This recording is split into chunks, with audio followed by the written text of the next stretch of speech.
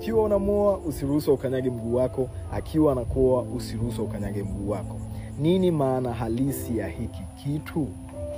Najua watu wengi sana mmekuwa mkiona hiki kitu kwenye ndoa nyingi sana za Kiislamu, lakini wengi hamfahamu nini maana ya hiki kitu. Sasa kana mimi hadi mwisho wa hii video and I will let you know what's the meaning behind. Ndoa nyingi sana za namna hii unakuta mke anatoka nyumbani kwao anaenda kumvizia mumewe akamkanyage kwa kwanza, lakini pia unakuta mume anatoka nyumbani kwao akiwa ametahadharishwa na ameambiwa kwamba usiruhusu mkewa kukanyage mguu, wewe ndio uwe wa kwanza. Sasa chimbuko la zoezi hili huwa linatoka huko Uarabuni. Hii asili inatoka huko Uarabuni kwa sababu asilimia kubwa sana ya Uislamu umechukua vitu vingi ama tamaduni nyingi sana kutoka Uarabuni. Sasa hiki kitu huwa kinasimama nyuma ya zoezi la nani atakuwa mtawala, nani ataclaim ule utawala kwenye ile ndoa. Sasa mwanaume akiwahi kumkanyaga mguu mwanamke wake ama mkewe, pale ndipo anakuwa anatangaza na kusimika uongozi wake kwa asilimia kubwa, na yule mwanamke atakuwa chini ya yule mwanaume kipindi chote cha ile ndoa. Sasa wanaume wengi sana ama watu wengi sana huwa wanaklemishwa ama wanakarilishwa baadhi ya vitu, wanatoka wametrainiwa ya kwamba ukifaulu kumkanyaga mwanamke wako mguu, ukaweza na kumwekea mkono kichwani, fanya wanasomaga baadhi ya sura, if I'm not mistaken, wanasomaga baadhi ya sura kwa yule mwanamke.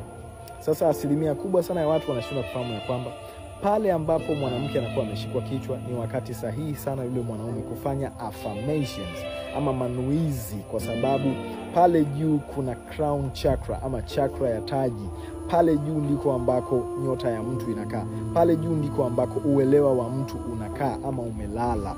Kwa hiyo asilimia kubwa sana ya watu ambao wanawekewa mikono kichwani kwenye kipindi hicho cha ndoa, unakuta yule mwanaume ana uwezo wa kusema mambo anayoyataka yule mwanamke ayafuate wakati wa hiyo ndoa.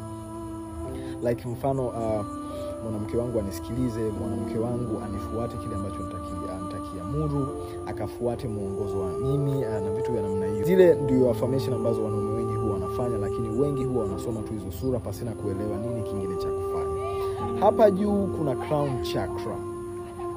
Ndio maana nasemaga mara nyingi kuwa makini nani anakushika hapa kichwani. Nani anapata access ya kukushika hapa kichwani, kwa sababu asilimia kubwa ya watu wanaokushika hapa kichwani wana uwezo wa kuinfluence vitu vingi sana kwenye maisha yako. Wana uwezo wa kucontrol na kumanipulate akili yako. Na kuna tukio lingine huwa linatokea, kwa mfano niliona kuna comment iliwahi kuulizwa kwenye hii harusi ya Misa Mobeto na Aziz Ki. Niliona kuna mtu ameuliza hiyo watu walivyokuwa wananyweshana maziwa ina maana gani? Ile huwa ina maana ya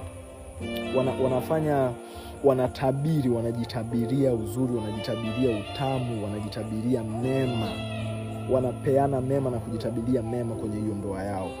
Sawa, kwa hiyo maana kubwa ya watu kupeana vile maziwa ama kumeshana maziwa ina maana hiyo. Watakuwa wanapeana mazuri, watakuwa wanatabiri mazuri yatakuwa yanaendelea kwenye ndoa yao. Kwa hiyo kama kuna swali lolote niandikie kwenye comment nini ambacho unatamani kukifahamu kuhusiana na hivi vitu.